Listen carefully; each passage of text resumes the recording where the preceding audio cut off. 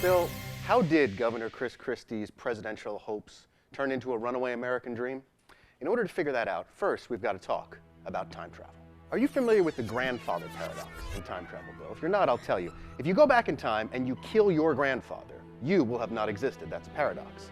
So the question is, did Governor Christie's own staff create a grandfather paradox with the BridgeGate scandal? Back in 2013, Governor Christie was running for re-election against his hapless Democratic opponent, Barbara Buono, and was expected to win easily.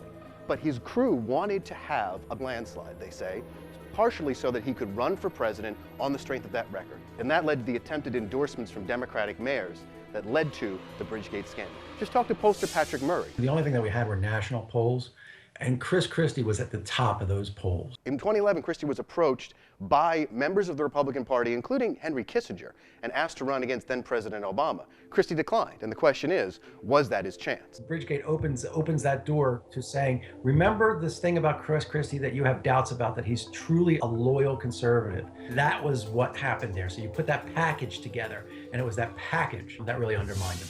After BridgeGate, Christie's numbers went into a free fall and never really quite recovered. But I want to say one more thing. There's an unindicted co-conspirator here, and that's the media. The media that built up Christie as a national figure from when he became governor. The media that luxuriated in the insults that Christie threw at them and treated them like they were the cute girl getting hit on by the captain of the football team.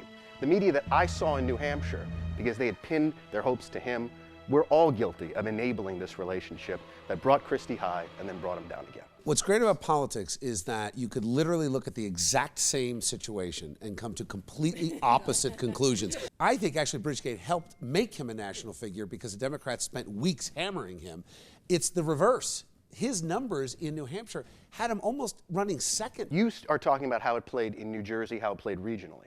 In a presidential election, you got to think about how it plays nationally. And that was a scandal that hammered him for weeks and weeks and weeks before he announced and before a lot of the country knew much about him beyond these town hall meetings. What undid him was Snowzilla, Jonas. He was known as the master of storms. Sandy made him famous. But then when there was a storm in New Jersey, he didn't want to come, and then he did come, and then he left again, and New Hampshire was like, what is this? I don't know what you expect me to do. You want me to go down there with a mop? He didn't bring a mop when Sandy happened. We were expecting a loud northeastern guy to come in and run around and kick asses and take names. We thought that guy was going to be Chris Christie about a year and a half ago. It turned out to be Donald Trump. The Christie that we all knew, 2011, 2013, isn't the Christie that ran for president. The bully was gone. He was a softer guy. When you enter prison, a place like that, you want to pick a fight with the toughest guy in there. You don't want to pick a fight with the guy sitting by himself alone, like a Marco Rubio. So should he have picked a fight with Donald Trump? He should have. If you're going to go down swinging. We may not all agree on what did him in, but what is fact is that he now has unglamorous work to do in Trenton. And let's hope he does it, because I gave a talk last night and I said the number one thing that everyone ought to be calling the governor on now is get back to work in Trenton